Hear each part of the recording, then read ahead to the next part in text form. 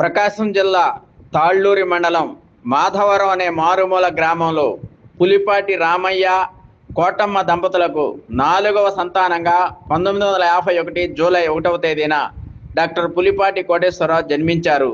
Doctor Pulipati Koteswararao గారు 5వ తరగతి వరకు స్వగ్రామం మాధవరంలోనే చదివారు. తర్వాత ఎస్ఎస్ఎల్సి వరకు ఆ గ్రామానికి 3 కిలోమీటర్ల దూరంలో గల తాళ్ళూరులోని జడ్పీ హై స్కూల్లో ప్రతిరోజు 6 కిలోమీటర్లు నడిచి వెళ్ళి విద్యను అభ్యసించారు.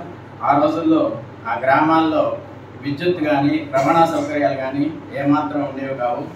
కేవలం కృష్ణా లైట్ దగ్గరే చదువుకుని ఆయన చాలా ఉన్నత స్థానానికి ఎదిగారు. ఆ తర్వాత గుంటూరు వచ్చి ఏసీ కళాశాలలో పియూసీ పూర్తి చేశారు. పియూసీలో మెరిట్ ఆధారంగా తిరుపతిలోని శ్రీ వెంకటేశ్వర వైద్య కళాశాలలో ప్రవేశించి ఎంబీబీఎస్ పూర్తి చేశారు. ఈయన బ్యాచ్మేట్ అయినటువంటి డాక్టర్ తులసిరెడ్డి గారు ఈయన క్లాస్మేట్ రూమ్మేట్ కూడా కావడం విశేషం. అదేవిధంగా పియూసీలో తర్వాత తొలుత నందిగామలో ప్రాక్టీస్ ప్రారంభించి తర్వాత గుంటూరుకు వచ్చి డొంక రోడ్లో దీప్తి నర్సింగ్ హోమ్ని ప్రారంభించారు. ఆ నర్సింగ్ హోమ్ ద్వారా వైద్య శస్త్రచికిత్సల ద్వారా వేలాది మందికి దాదాపు 4 దశాబ్దాల పాటు వైద్య సేవలు అందించారు. తర్వాత ఎస్హెచ్ఓలో ప్రారంభించిన ఎస్హెచ్ ఇన్స్టిట్యూట్ ఆఫ్ మెడికల్ టెక్నాలజీలో మైక్రోబయాలజీ అధ్యాపకులుగా 9 సంవత్సరాలు పనిచేసి వందలాది మంది ల్యాబ్ టెక్నీషియన్లను సమాజానికి అందించడంలో కీలక పాత్ర పోషించారు. ఆ ఇన్స్టిట్యూట్ క్లోజ్ అయిన తర్వాత SHO hypertension and diabetic క్లినిక్లో 12 సంవత్సరాల పాటు బీపీ షుగర్ బాధితులకు నామమాత్ర ఫీజులతో వైద్య సేవలు అందించారు. ఇక్కడ వైద్య సేవలు అందించినప్పుడే ఆయనలో క్యాన్సర్ని గుర్తించడం జరిగింది. అప్పుడే ఆయన ప్రభుత్వ ఆసుపత్రిలోని నాట్కో క్యాన్సర్ యూనిట్లో చికిత్స పొందారు. క్యాన్సర్ నుండి చాలా వరకు కోలుకున్నారు. అయితే క్యాన్సర్లో గుర్తించినప్పుడు కూడా ఆయన కోటేశ్వరరావు గారు ఎంతో ఆస్తిని సంపాదించిన నిన్న మొన్నటి వరకు స్కూటర్ మీదనే, అది కూడా చాలా పాత స్కూటర్ మీదనే ఎస్హెచ్ఓ వచ్చేవారు. కొద్ది సంవత్సరాల క్రితమే ఆయన కారు కొనుక్కోవడం జరిగింది. చివరికి సంపాదనలో ఆస్తుల అత్యధిక భాగం సమాజానికి ఇచ్చేశారు. దాతృత్వంలో ఆయనే సాటి అని చెప్పవచ్చును. గుంటగంటి అన్నదానపు సత్రంకు, తేజ వృద్ధాశ్రమంకు, గుంటూరు అరండపేటలో 4వ లేన్లో గల పుండరీకాక్షుడి పార్కులో తెలుగు తల్లి విగ్రహంకు, శ్రీ భావనాఋషి గుడి ధ్వజస్తంభంకు, ఉద్యనగూడలోని పద్మశాలి భవన్కు, తిరుపతిలోని పద్మశాలి భవన్కు, వారణాసి అంటే కాశీలోని పద్మశాలి భవన్కు లక్షలాది రూపాయలను విరాళంగా ఇచ్చారు. కొద్ది సంవత్సరాల క్రితం తనకు గల కొన్ని స్థిరాస్తులను అమ్మగా వచ్చిన ధనంతోనూ తన సేవింగ్స్తోనూ పులిపాటి కోటమ్మ రామయ్య అండ్ డాక్టర్ కోటేశ్వరరావు ట్రస్ట్ని ఏర్పాటు చేసి ఆ ట్రస్ట్ ద్వారా కళ్యాణ మండపం, ఒక బాలుర హాస్టల్, ఒక బాలికల హాస్టల్ నిర్మాణానికి పూనుకున్నారు. త్వరితగతిన నిర్మాణాలు తాగుతున్న తరుణంలో ఈ నెల 1వ తేదీన మృత్యువు ఆయన్ని కబలించడం ఎంతో దురదృష్టకరం. ఇప్పుడు ఆయన మన మధ్య భౌతికంగా లేకపోయినా ఆయన ఆత్మ మాత్రం ఆ నిర్మాణాల చుట్టూనే తిరుగుతుందనడంలో ఎట్టి సందేహము లేదు. ట్రస్ట్ సభ్యులంతా కూడా ఆ నిర్మాణాలను పూర్తి చేసి ఆయన ఆశించిన సేవలను అక్కడ అందిస్తున్నప్పుడు మాత్రమే ఆయన ఆత్మకు శాంతి చేకూరుతుంది.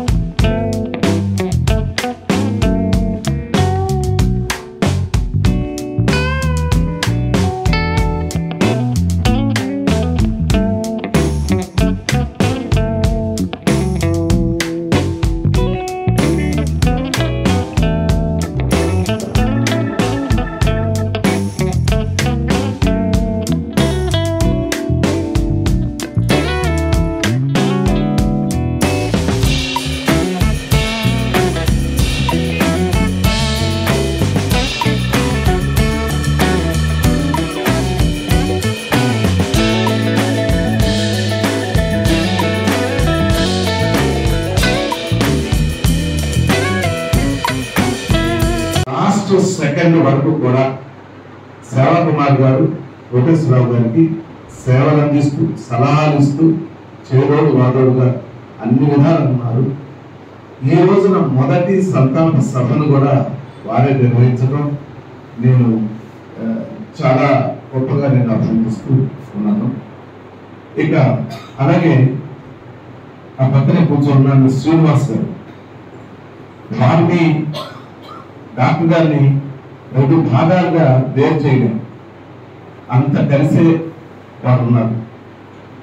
మరి పరిచయమైన రోజు నుంచి కూడా డాక్టర్ గారి యొక్క ఆర్థిక విషయాలు మొత్తం కంప్లీట్ గా నేర్పుగా చూసి ఆయన డబ్బు మరింత పెరిగేట్టు, దానివల్ల మరింత సేవలు అందించి ఈ రోజు మనం ₹1,00,00,000 సేవలు చేయబోతుంటే ఆ సేవలు చేయడానికి డాక్టర్ గారు ఇస్తే డాక్టర్ గారిని ఆర్థికంగా పరిపోష్టి చేయటానికి శ్రీనివాస్ గారు చాలా చాలా కృషి చేశారు. సపోజ్ ఏదో ఇక్కడ ల్యాండ్ ఏదో ఒక 20 లక్షలు పెడితే రేపు 40 వస్తాయి అని అనుకోండి. డాక్టర్ గారు ఆశ ఏంటి? డబ్బు పెంచుకోవడం కాదు, సేవ పెరగాలి అంటే డబ్బు కావాలి. ఆ డబ్బు పెంచేందుకు శ్రీనివాస్ గారు సహకరించారు. అంటే ఇప్పుడు విస్తృత స్థాయిలో సేవలు అందించాం మనం అంటే డైరెక్ట్ గా శ్రీనివాస్ గారి యొక్క సలహా, శ్రీనివాస్ గారి ప్రోత్సాహము, వారి యొక్క సహకారం ఉంది. అది ఒక ఆస్పెక్ట్. రెండోది ఏంటంటే ఆయన ఒక చేశారు, వాళ్ళ కుటుంబ సభ్యులు కూడా ఒక రకంగా ఆయన సహకరించినట్టే సేవ చేయడానికి. తర్వాత మరొక విషయం ఏంటంటే ఆయన చివరి నాకు ఎప్పుడు కూడా బాధ కలిగించిన 3 అంశాలు ఉన్నాయి. ఒకటి, మా ఫాదర్కి 6 నెలలు క్యాన్సర్ హాస్పిటల్లో ఉంటే నేను సేవలు అందించి చివరి రోజు ఆయనకి నాకు నేనంటే చాలా ఇష్టం. మా బ్రదర్ వచ్చారని హాస్పిటల్లో ఉంచి జస్ట్ 2 నెలలు అయింది నేను క్లాస్ తీసుకున్నాను. తప్పదని ఆ రోజు క్లాస్ తీసుకోవడానికి మా బ్రదర్ నాకు ఫోన్ చేసి, అరే నాన్న కన్నా చూడాలి, కన్నా రావాలనుకున్నారా, ఒకసారి వస్తాను. ఇప్పుడే నేను వచ్చింది, ఈ రాత్రి కూడా పడుకున్నా, పొద్దున ఉన్నాను, వస్తాను, ఒక అరగంట వస్తానులే అన్న. కానీ అరగంట తర్వాత నేను వెళ్తే వారికి అంటే ఆయన చనిపోయేటప్పుడు నేను అక్కడ లేను. అలాంటి సంఘటన మా మరో విషయంలో, అలాగే డాక్టర్ గారి విషయంలో ఆ రోజు శ్రీనివాస్ గారు కూడా తెలుసు. అక్కడ ఆయనకి అన్ని రకాలైన మాలో డాక్టర్ గారి యొక్క సలహాతో, సేవకుమార్ గారి సలహా మాలో టెస్టులన్నీ చేయించడం 2 hours కనీసం పెట్టిన ఇన్ని చేయించుకొని ఆయన హాస్పిటల్ తీసుకెళ్ళి అక్కడ పెట్టి ఆ డాక్టర్ ఏవిఆర్ గారితో మాట్లాడి జాగ్రత్తగా చూసుకోండి సార్, మీరు ఎట్లయినా సరే ఆయన బతికించాలని అవసరం చెప్పి 3:30కి అట్లా భోజనానికి వెళ్ళి ఒక గంట ఉన్నాను. 4:30-5:20 కల్లా మళ్ళీ ఫోన్ వచ్చింది డాక్టర్ గారి గురించి, ఎవరి గురించి, మన ఏవిఆర్ గారి గురించి. డాక్టర్ గారు చెప్పలేదు, ఇప్పుడు రాకున్నాను, నేను లేకుండా పోయినా. కాకపోతే చివరిలో ఆయనకి మన మాట వింటున్నాను. ఇంకొక అసంతృప్తి ఏంటంటే ఇంకా ఆయన్ని బాగా చూసుకొని ఉంటే బాగుండేది అని. కానీ మేము ఆ ప్రయత్నం చేస్తే అంటే పర్మనెంట్ గా ఆయన పక్కన ఒకటి ఉండాలని ఒక 20-25,000తో నిరంతరం పక్క నుండి అన్ని వైద్య సేవలు కూడా చూసుకొని చేసేవాళ్ళని నేను ప్లాన్ చేశాను. ఆయన ఒప్పుకోలేదు. నేను కొంచెం ఆయన బాగా తెలుస్తున్నప్పుడే చెప్పాను, సార్ ఎట్లాంటి ఒప్పుకోవాలి. అప్పుడు చివరికి నిర్ణయించుకొని ఆయనతో మాట్లాడే పని మనం పెడదామని మనుషులు మాట్లాడాం. ఆ మనిషి వచ్చాడు కూడా, కరెక్ట్ గా లాస్ట్ డే రోజు వచ్చాడు. సో ఏదైనా నేను నా సేవలు ఆయనకి ఇప్పటివరకు చేసినట్టు నేను తృప్తి పట్టలేదు. నేను ఎన్నో క్లాసులు త్యాగం చేశాను, ఎంతో టైం త్యాగం చేశాను, ఆయన కోసం ఎన్నో చేశాను. కానీ ఇవన్నీ నథింగ్. ఎందుకంటే ఆయన ప్రపంచానికి చేస్తున్న సేవతో పోలిస్తే ఇవన్నీ నథింగ్.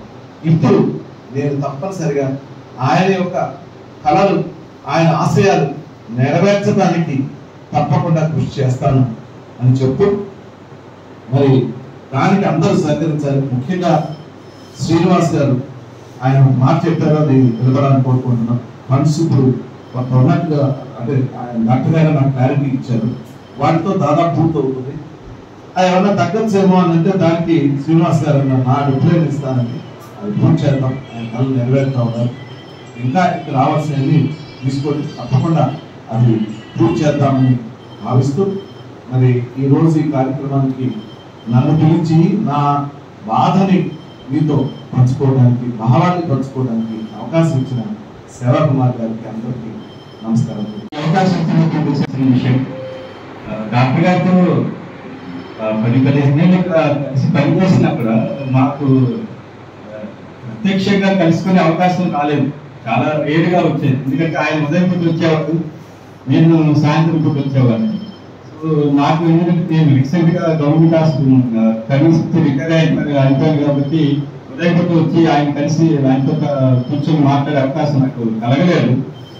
తర్వాత ఆదివారం కూడా వేరే విషయాలతోటి నేను చాలా అదర్వైజ్ బిజీగా ఉండి ఆయనతో కలవడానికి అవకాశం ఉండేది కాదు. సో ఆ విధంగా 10-15 ఏళ్ళు ఇక్కడ ఉన్నా కూడా మనిషి ప్రత్యక్షంగా చాలా తక్కువ సార్లు చూశాను. ఆ తక్కువ సార్లు కూడా మనిషితో మాట్లాడినప్పుడు నాకు ఒకటే అర్థమైంది ఏంటంటే ఆయన మనసులో సేవ చేయాలనే ఒక కోరిక మాత్రం చాలా గాఢంగా ఉండేది. ఆ ఆశయంతో పేషెంట్లను చాలా జాగ్రత్తగా చూసేవాడు. సో చూసే దాంట్లో కూడా పేషెంట్కి ఎటువంటి ఇబ్బంది లేకుండా ఇప్పటికీ చాలా మంది పేషెంట్లు నాతో చెప్పేది ఏంటంటే డాక్టర్ వెంకటేశ్వర గారు వచ్చే వైద్యం చాలా తక్కువ ఖర్చుతో ఇచ్చారండి, ఏదో 2-3 మందులతోటే మాకున్న రోగాన్ని తగ్గించేవాడు. సో ఆ విధంగా పేషెంట్ జేబుని ఖాళీ చేయకుండా, పేషెంట్కి ఎటువంటి ఆర్థిక నష్టం జరగకుండా చాలా నెమ్మదిగా మనీ పేషెంట్కి ఎటువంటి ఇబ్బంది లేకుండా వైద్యం అందించేవాళ్ళు. సో ఆ విధంగా నాకు డాక్టర్ గారి గొప్పతనం అర్థమైంది. ఇప్పుడు సేవకుమార్ గారు చెప్పుకుంటే ఎక్కడో పల్లెటూరులో మారుమూల ఊళ్ళో జన్మించి ఈ స్థాయికి వచ్చారంటే మనం నిజంగా ఆ రోజుల్లో, ఎందుకంటే నా పర్సనల్ అనుభవం చొప్పున నేను అనుకునేది ఏంటంటే పల్లెటూరులో పుట్టిన వాళ్ళకి చదువు అంటే అసలు చాలా ఒక నిర్లక్ష్య భావం ఉండేది. మా ఫాదర్ కూడా చదువుకుంటానంటే వద్దురా, మన వ్యాపారాలు ఉన్నాయి చూసుకున్నాం, ఎందుకు చదువు మనల్ని కూలి పెడతాయని ఆ రోజులు అనేవాళ్ళు. అంటే 60-50 ఏళ్ల క్రితం ఆ రోజుల్లో ఉన్నాం.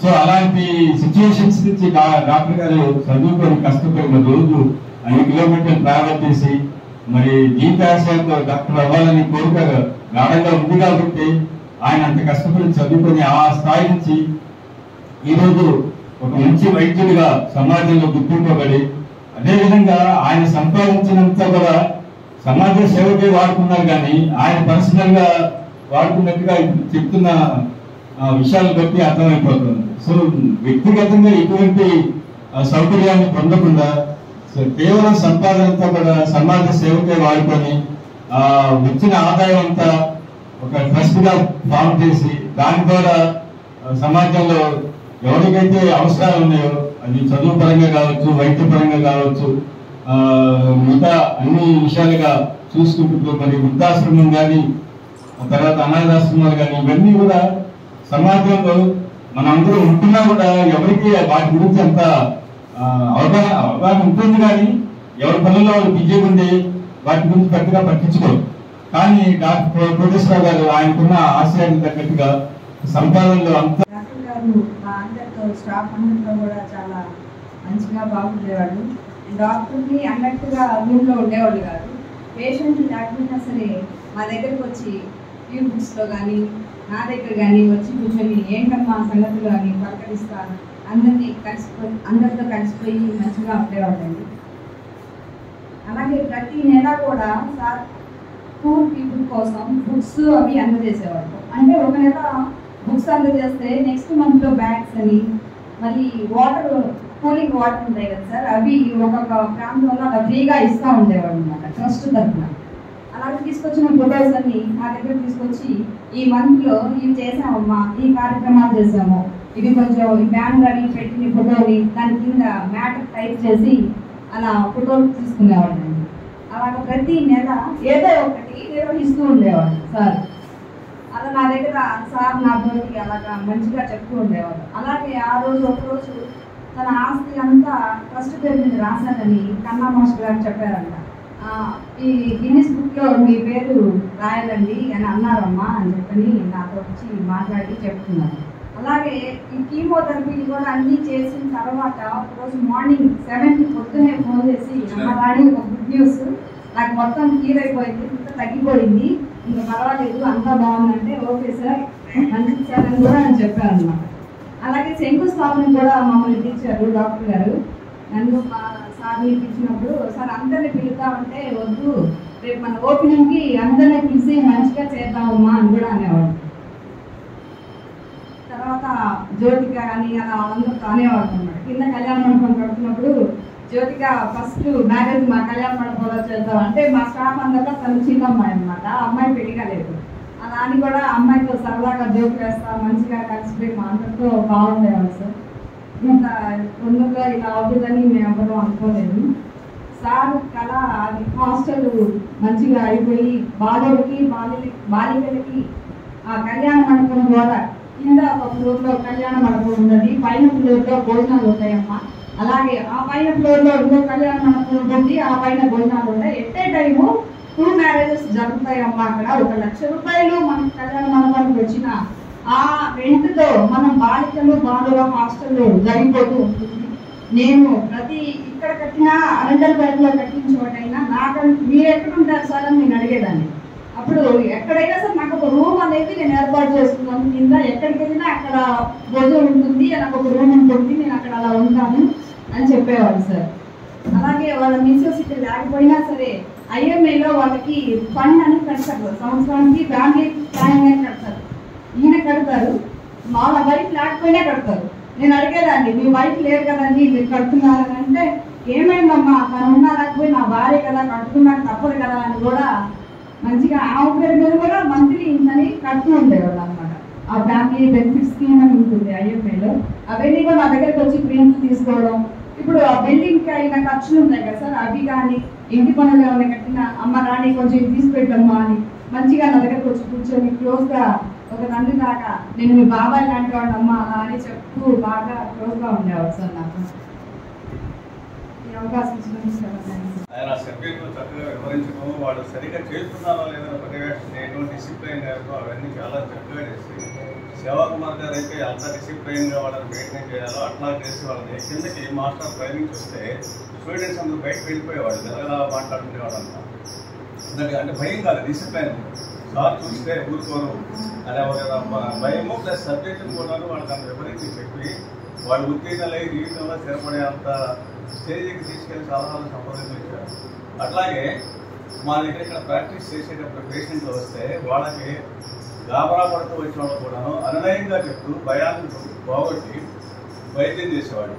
మీరేం కంగారు పడద్దు, నేనున్నాను, మీరు క్లైమ్ చేస్తాను అని చెప్పాను. ఆ షూర్కి కొంతమంది ఇన్సులిన్ అంటే భయపడేవాడు.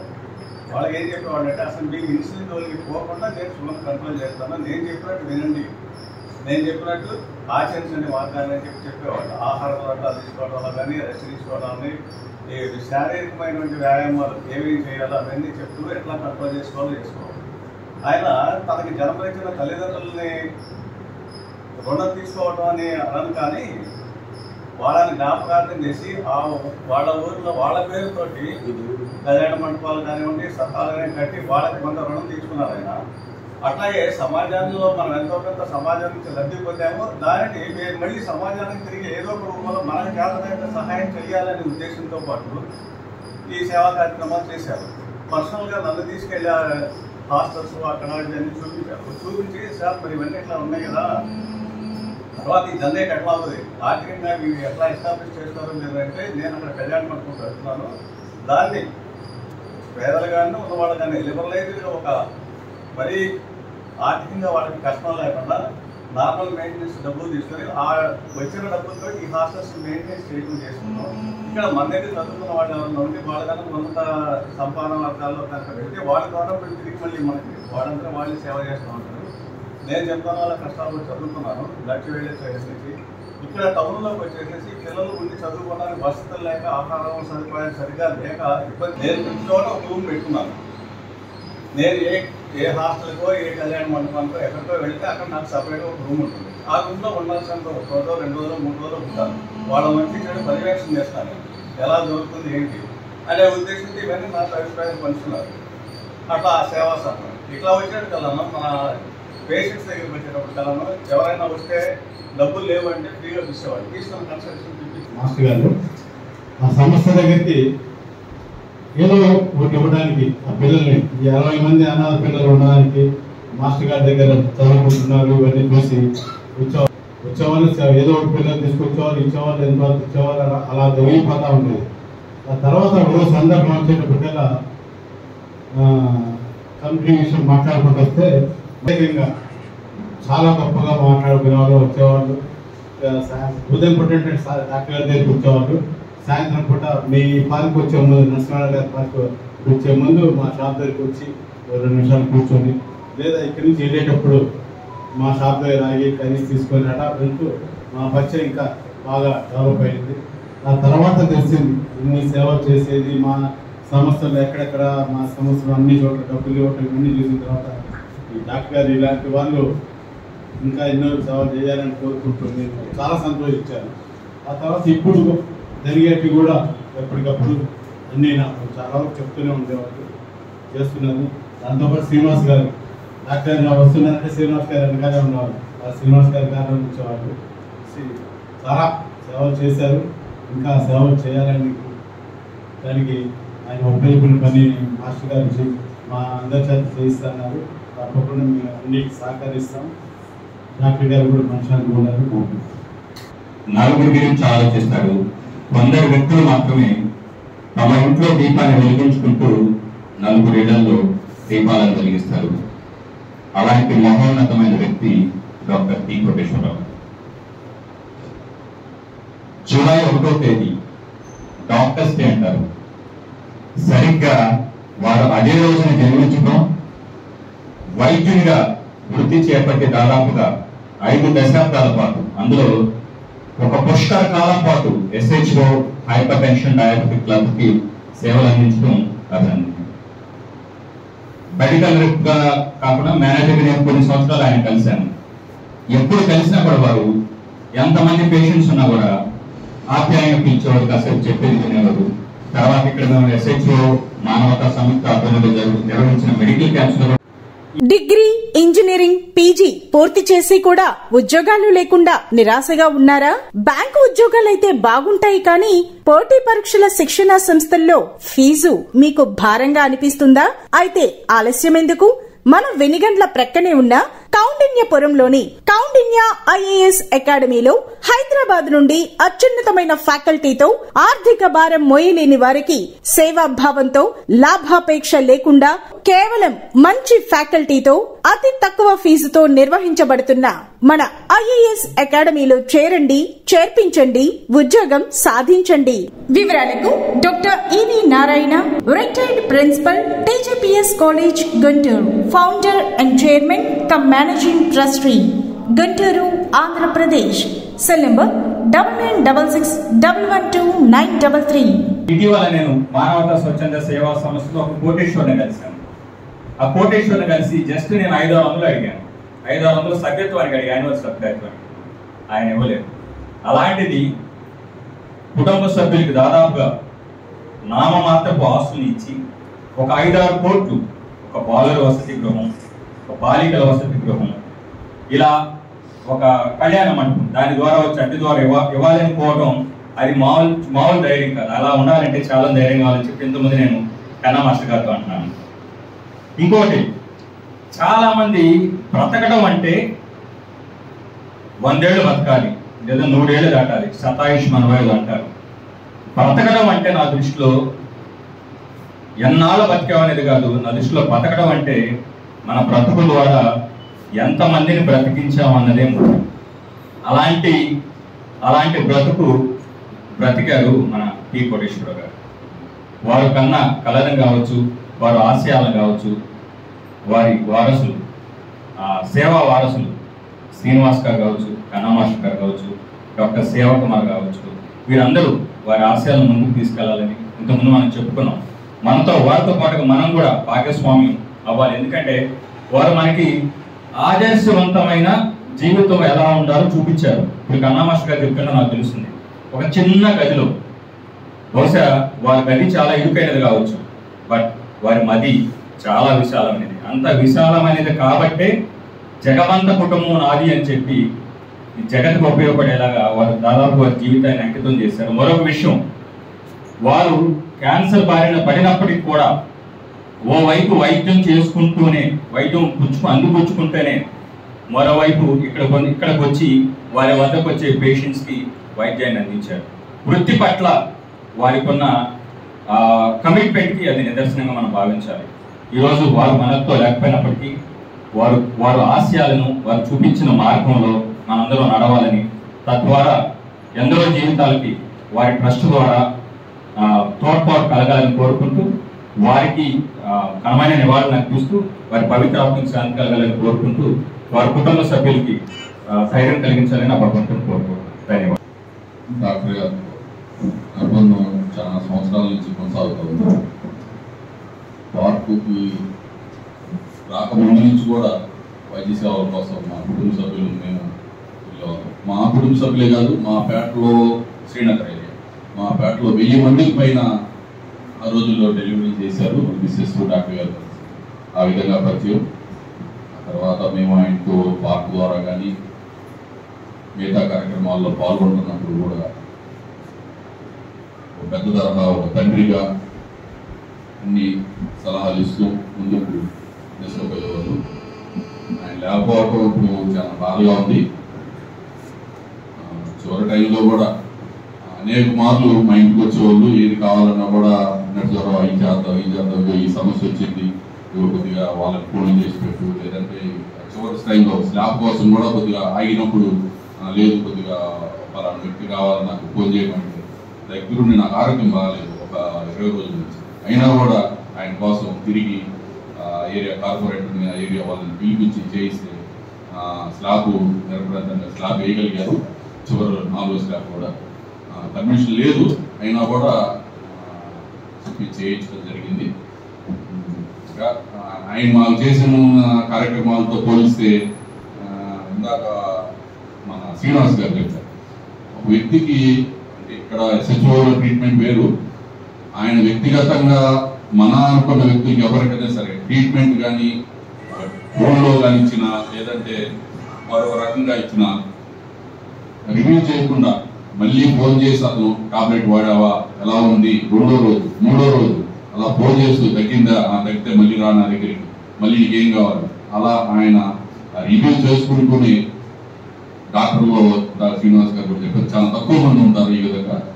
ఆ విధంగా మాకు అనుబంధం నా ఒక్కడితోనే కాదు, మా కుటుంబ సభ్యులతోనూ, మా తోటి వారితోనూ, మా ఇంటి దగ్గరికి వస్తే చుట్టుపక్కల అందరూ పలకరిస్తారు, డాక్టర్ గారు వచ్చారు, డాక్టర్ గారు వచ్చారు. ఇప్పుడు ఈ మధ్య అంటే కారు వేసుకున్న చోళ్ళు కానీ అప్పుడు బండి వేసుకున్నా సరే ఇంటి దగ్గరికి వచ్చి అందరిని పలకరించేవాళ్ళు.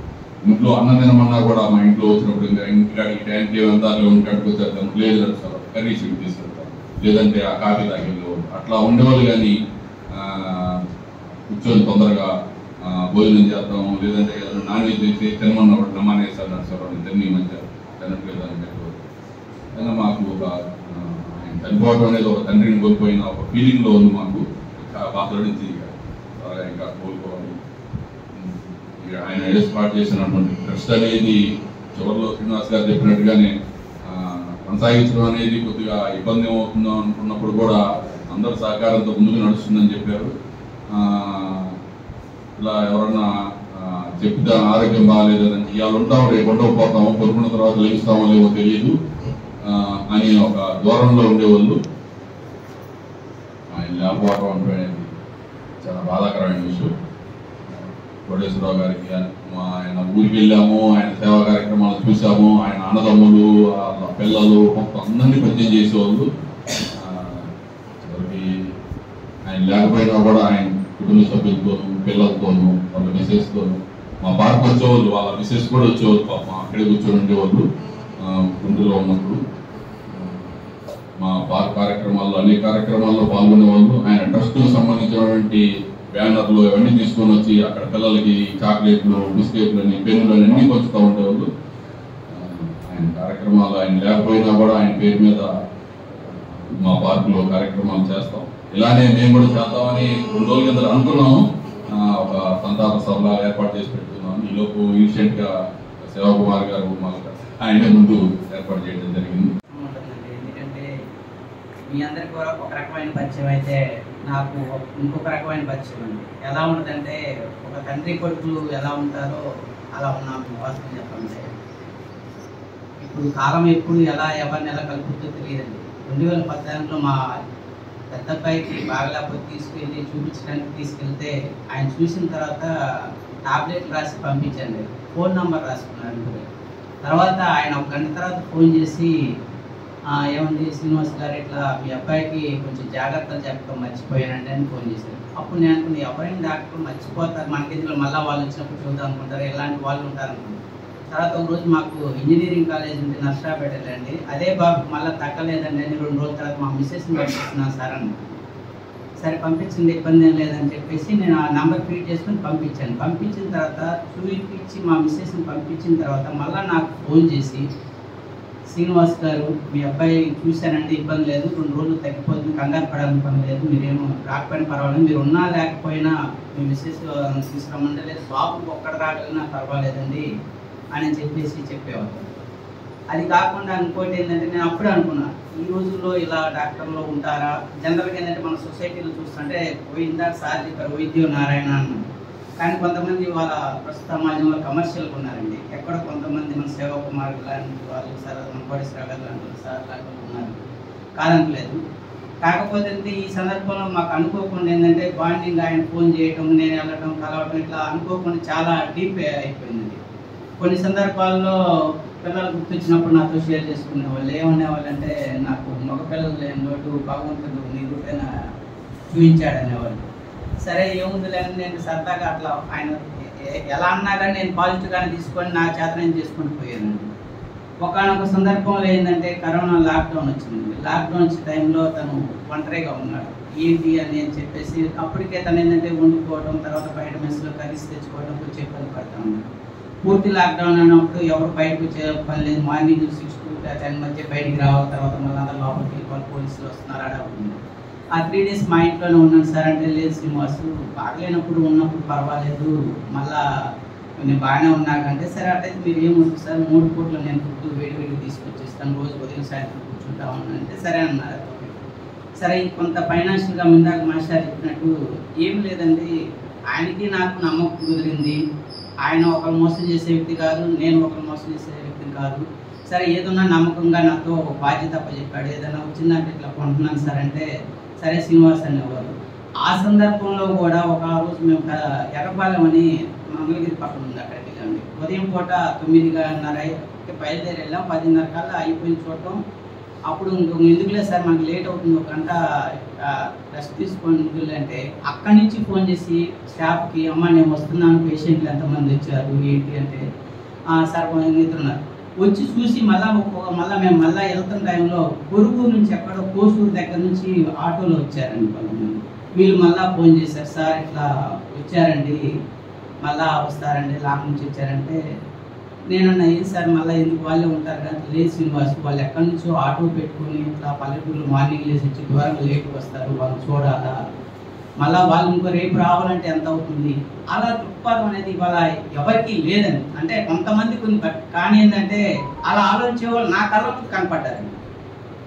తర్వాత నేను అంటున్నాను, సార్ ట్రస్ట్ ఇవన్నీ జరుగుతాయా లేదా, ఎందుకు మీ కాడ ఉన్న డబ్బులతో ఏటా ఒక 50 మంది పిల్లలకి స్కాలర్షిప్ ఇచ్చి చదివించుకుంటూ పోతే బాగుంటుంది కదా, ఎందుకు ఇంత రిస్క్ పెట్టుకున్నారు, మీ వయసు కరెక్ట్ కాదు కదా అంటే, ఆయన అన్నది ఏంటంటే, కాదు శ్రీనివాసు దాని మీద రెవెన్యూ జనరేట్ రావాలా, ప్లస్ ప్రతి పేద పిల్లలకి బాలకి కానీ బాలులకు కానీ న్యాయం జరగాల అంటే, నేను అన్నది సరే సార్ మరి కరెక్టే బాగానే ఉంది, కాకపోతే మీ వయసు అనేది సహకరించదు అంటే, నువ్వు ఉన్నావు కదా శ్రీనివాసు, తర్వాత కన్నామాస్టర్ వీళ్ళంతా కష్టాలు చూసుకుంటారు. కానీ నేను జనరల్గా అలా ఉంటే ఈవినింగ్ వచ్చేసరికి ప్రతిరోజు కన్నామాస్టర్ గారి దగ్గరికి వెళ్ళి ఆయన కాడ కూర్చుంటే ఆయన కొంచెం మోటివేట్ చేయడం, డాక్టర్ గారు ఇలాంటి వాళ్ళే ఇలా అందరూ ఉండలేరండి, అందరూ ఇందాక చెప్పారు మిలీనియర్లు కూడా చేయలేదు మీరు చేస్తున్నారండి అని చెప్పేసి మాస్టర్ మోటివేట్ చేస్తున్నప్పుడు మాకు అనిపించింది, ఈయన మొదలెడుతున్నాడు, ఇది ఎంతవరకు కంప్లీట్ అవుతుందా లేదని చాలా భయపడేవాళ్ళం. భయపడుతున్న టైంలో మాకు ఒక స్టేజ్లో అర్థమైంది, ఓకే ఈయన చూస్తాడు. ఆ 3 నెలల కట్టడానికి కారణం కూడా ఇక్కడ నుంచి రాళ్ళు తీసుకెళ్లే వాళ్ళ నా కారులో ఇక్కడ నుంచి ఏది కొనాలన్నా ఫ్యామిలీ, ఎందుకంటే అక్కడికి పోతే మళ్ళీ మా ఇందాక చెప్పినట్టు 1000 రూపాయలు ఖర్చు ఎక్స్ట్రా అవుతుంది, అవి ఇంకో దానికి ఉపయోగపడుతుంది, ఇంకో పేదలకు ఉపయోగపడుతుంది, ఇలా ఆలోచించేవాళ్ళు. సార్ మనం మంచి భోజనం చేద్దాం సార్, గీతా కేక్ వెళ్దాం వల్ల ఎందుకు సరదాగా అంటే, ఎందుకు శ్రీనివాసు కర్రీస్ తెచ్చుకుంటే 20 రూపాయలు అయిపోతుంది. అలాంటి వాళ్ళు ఇలా ఉండబట్టి సమాజంలో ఈ మాత్రమైన భూమి మీద మనందరం ఉండగలుగుతున్నాం. ఎందుకంటే అంత పుణ్యం చేసుకున్నాడు కాబట్టి కార్తీక మాసం ఏకాదశి నాడు వైకుంఠానికి ఎవరు వెళ్ళగలుగుతారండి? అది ఎవరికి సాధ్యం అండి? నేను యాక్చువల్గా ఆ రోజు అనుకున్నా అండి, మధ్యాహ్నం 2 గంటల వరకు మేము అందరం అక్కడ ఏవిఆర్ హాస్పిటల్లో జాయిన్ చేసి వచ్చిన తర్వాత నేను కుర్రోడిని ఆ రోజు మాట్లాడి పెట్టేసామని. పెట్టిన తర్వాత ఆ కుర్రోడిని అరగంటకు ఒకసారి ఫోన్ చేస్తున్నాం, లోపలికి వెళ్ళి వచ్చావా సార్, ఎలా ఉన్నారు, లోపలికి వెళ్ళి వచ్చావా, ఎలా ఉన్నారు, ఇదే మాకు డిస్కషన్. కరెక్ట్గా నేను 4:30కి మళ్ళీ ఫోన్ చేశాను, ఏదమ్మా బాబు సార్ ఎలా ఉన్నారంటే బాగానే ఉన్నారు సార్, సెలైన్ పెట్టారు, అంతా బాగానే ఉన్నారు. కరెక్ట్గా నేను బయటికి వెళ్ళాను, 5:30కి మాస్టర్ ఫోన్ చేశారండి, డాక్టర్ గారు లేస్తున్నారు. అప్పుడు కొద్దిగా జీర్ణించుకోవడం కష్టమైంది, కానీ ఏం చేయలేము వెంటనే అనుకున్నాం, ఓకే ఆయన జీవితంలో కొన్ని కర్మఫలాలు అనుభవించక తప్పదనుకున్నాము, కానీ భగవంతుడు ఆయన చేసిన పుణ్యాన్ని కార్తీక మాసం రోజు వైకుంఠానికి తీసుకెళ్ళాడు అనేది ఆ భావన అనేది కలిగింది. కానీ ఆయన లేని లోటుని ఎట్టి బస్సులో మనం పోల్చలేము. అదేవిధంగా ట్రస్ట్కి నా సహాయక సహకారాలు ఎప్పుడు ఉంటాయి. కమ్యూనిటీ పరంగా మీరు పెట్టుకున్నా కానీ నా పర్సనల్ కూడా నేను ఏది చేయాలి దానికి కూడా ఎప్పుడు కూడా ముందుకుంటాం. అదే కాకుండా మాస్టర్ మీకు తెలుసుకుంటే అక్కడ మన గుడికి కూడా సాయిబాబుకి వెండిది కిరీటం కావాలని శ్రీనివాస్ అని వచ్చినా కానీ సార్ ఎవరైతే ఉందంటే ఇంకా దేవుడి గారు మనకి ఇబ్బంది ఎందుకంటే అని చెప్పేసి వెండి కిరీటం కూడా నేను ఇచ్చాను. సరే ఏదైనా ట్రస్ట్కి కానీ ఏదైనా కానీ నా శాతం ఆయన మాత్రం మ్యాక్సిమం సహాయం. కోటేశ్వరరావు గారితో సుదీర్ఘమైనటువంటి అనుబంధం ఉంది. 1 రోజు 2 రోజులు కాదు, కొన్ని సంవత్సరాల తరబడి మా ఇంటి మీద కూడా వెళ్తాడు. రోజు 4 లైన్ అరణపేట 4 లైన్ నుంచి వాళ్ళ ఇంటికి వెళ్తాడు. వాళ్ళ ఇంటికి అనేక సందర్భాల్లో వెళ్ళటం జరిగింది. ఏనాడు కూడా నేను ఆయన యోగక్షేమాలు తప్పితే రెండోది అడిగేవాడిని కాదు. ఆయన మంచి వ్యక్తి, హృదయపూర్వకంగా ఎవరికైనా ఏదైనా చేయాలంటే మనస్ఫూర్తిగా చేసే వ్యక్తి. ప్రధానంగా park walkers association Arundelpet Kakani Pundarikakshudu park, దాంట్లో ఒక సభ్యుడిగా, ఒక కార్యకర్తగా, ఒక మంచి అధికారిగా, మంచి నిర్వాహకుడిగా మాకు దాదాపు 10 సంవత్సరాలు సహాయ సంస్థలు అందించినటువంటి ఒక గొప్ప వ్యక్తి డాక్టర్ కోటేశ్వరరావు గారు. పార్కులో అనేక సందర్భాలలో ఆయన పార్కులో ఏది కావాల్సి అంటే అది చాలా చక్కగా సహృదయంతో అమర్చిపెట్టినటువంటి మనిషి. అన్నిటికీ మించి మేము తెలుగు తల్లి విగ్రహానికి 20,000 రూపాయలు మేము ఆర్డర్ ఇచ్చాము. ఇచ్చిన తర్వాత ఆయన సంప్రదించిన తర్వాత ఎవరిని అడగద్దు, ఆ 20,000 నేనే ఇస్తానని చెప్పి తెలుగు తల్లి విగ్రహ ఆవిష్కరణ ఫౌండేషన్ చేసి మరి ఒక గొప్ప కార్యక్రమం చేసినటువంటి ఆ గొప్ప వ్యక్తికి నేను మీ అందరి సమక్షంలో హృదయపూర్వకంగా నివాళులు అర్పిస్తున్నాను. ఈనాటికి కూడా ఎవరైనా సరే దాతలు వాళ్ళు చేసే కార్యక్రమాలు చక్కనివి అయితే అవి ప్రజలు గుర్తుంచుకుంటారు, చిరకాలం ప్రజల హృదయాల్లో వాళ్ళు నిలిచిపోతారు. అలాగే డాక్టర్ గారు చనిపోయినప్పటికీ కూడా ఆయన ప్రతిష్ఠించిన విగ్రహం అరణలపేట 4వ లైన్లో మా పార్క్ వాకర్స్ అసోసియేషన్ ఆధ్వర్యంలో ఆయన స్వహస్తాలతో నిర్మించినటువంటి ఆ తెలుగు తల్లి విగ్రహం ఇవాటికి రేపటికి మా తర్వాత వాళ్ళు కూడా దాన్ని నిత్యం చూడాల్సిన అవసరం ఉన్నది. తర్వాత ఆయన పేరు అక్కడ మేము లిఖించడం జరిగింది. వారు ఫలానా కోటేశ్వరరావు గారు దాత అనే ప్రతి ఒక్కళ్ళు కూడా ఆయన దాతృత్వాన్ని గొప్పగా మెచ్చుకునే శుభ సందర్భం మా ద్వారా కలిగింది. కాకాని పుండరీకాక్షుడు పార్కులో మా ద్వారా అటువంటి ఒక మహత్తరాన్ని మేము అడగంగానే అదే కాంది ఆయన సహృదయం, నిదానంగా మాట్లాడతాడు, ఇసుక్కోడు, ప్రతిదీ కూడా చాలా గొప్పగా రాసి ఎంతో మందికి రుగ్మతను నయం చేసిన మహాభిషగ్వరుడు డాక్టర్ కోటేశ్వరరావు. ఆయన వృత్తిని, ఆయన వైద్య వృత్తిని చాలా ప్రేమించాడు. ఆ వైద్య వృత్తి ద్వారా వేలాది మందికి సహాయం చేశాడు. తర్వాత రోగగ్రస్తుల నుంచి తప్పించగలిగాడు. అటువంటి గొప్ప వ్యక్తి, ఒక గొప్ప వృత్తి. అన్నిటికంటే ఈ ప్రపంచంలో అన్నిటికంటే గొప్ప వృత్తి వైద్య వృత్తి. వైద్యో నారాయణ హరి, వైద్యుడు దేవుడితో సమానం. అలా తన వృత్తిని దైవంగా భావించి పేద ప్రజల కోసం మరి డాక్టర్ గారు ఏర్పాటు చేసి కేవలం 75 రూపాయలు తీసుకొని, ఇవాళ 500 తక్కువ ఎవరు తీసుకోవట్లేదు, కేవలం 75 రూపాయలతోనే ఎంతో మంది వందలాది మందికి వైద్యం చేసినటువంటి గొప్ప వ్యక్తి. ఆయన మానసికంగా కూడా ధైర్యం గలవాడు.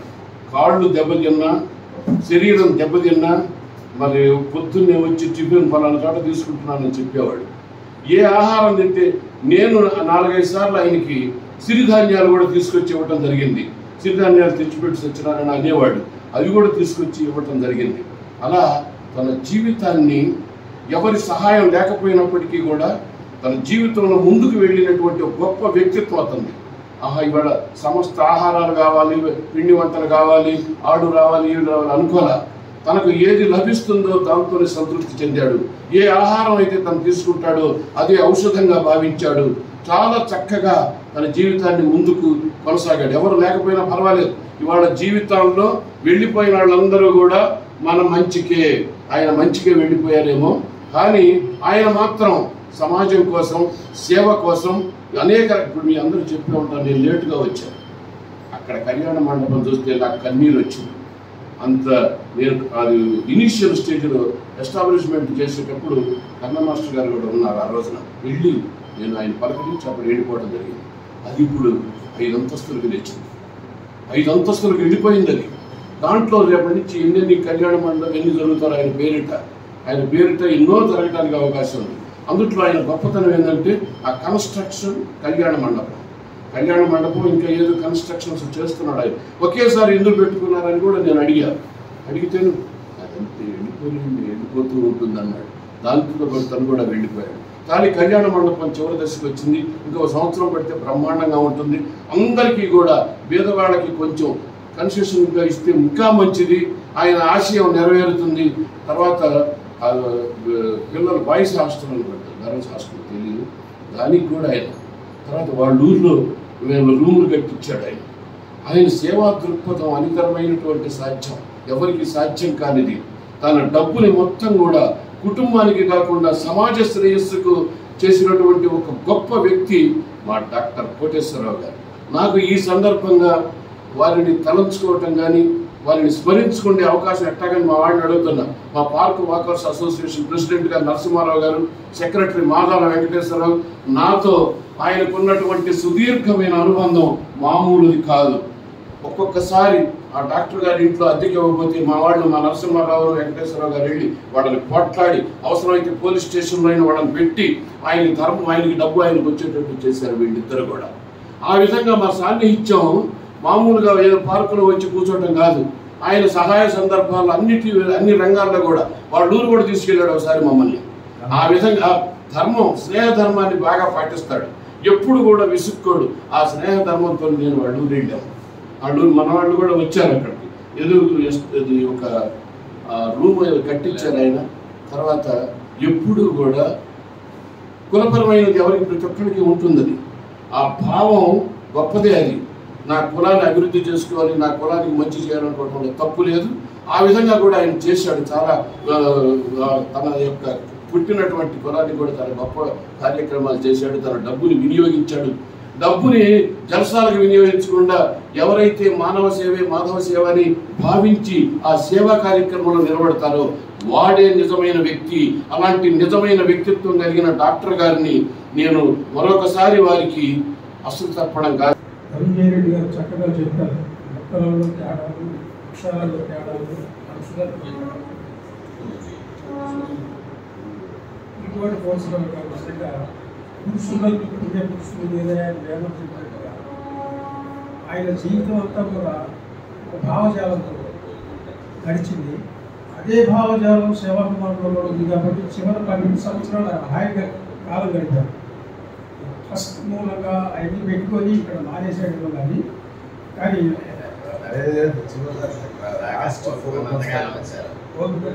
వచ్చారు. చాలా సంపాదన అంతా కూడా పేదలకి పంచిపెట్టాడు. మొదటి కష్ట ఇబ్బంది ఆడకుండా ఒక్కడే అదే గుడి దగ్గర అన్నసత్రం కట్టించారు. ఇంకా చాలా చాలా వస్తు ఏర్పాటు చేసి వాళ్ళ అమ్మా నాన్నగారి పేరు మీద అది 5 స్లాబ్లు అయిపోయింది. కొంత ఉంది. బాయ్స్ హాస్టల్ పూర్తయింది. లేడీస్ హాస్టల్ కట్టించారు. ఇలా అనేక కార్యక్రమాలు ఆయన జీవితం అంతా కూడా సేవకే అంకితం చేశారు. ఇంకా కొన్నాళ్ళు ఉంటే చాలా బాగుండేది. మహానుభావుడు. నేను ఆయన ఆత్మకి శాంతి చేకూరాలని కోరుకుంటూ కుటుంబ సభ్యులకి సంతాపం తెలియజేస్తూ ఆయన సేవాభావం ఇప్పుడు మాస్టర్ గారు వీళ్ళందరూ చెప్తున్నా కూడా అప్పుడు మాకు బాగా తెలుసు, ఎన్ని విధాలుగా చేశారనేది కూడా తెలుసు. అక్కడికి వెళ్ళినప్పుడు కూడా ఆయన 3 నెలల్లో ఆ ట్రస్ట్ అది కట్టించడం అనేది చాలా ఆశ్చర్యంగా ఉంది.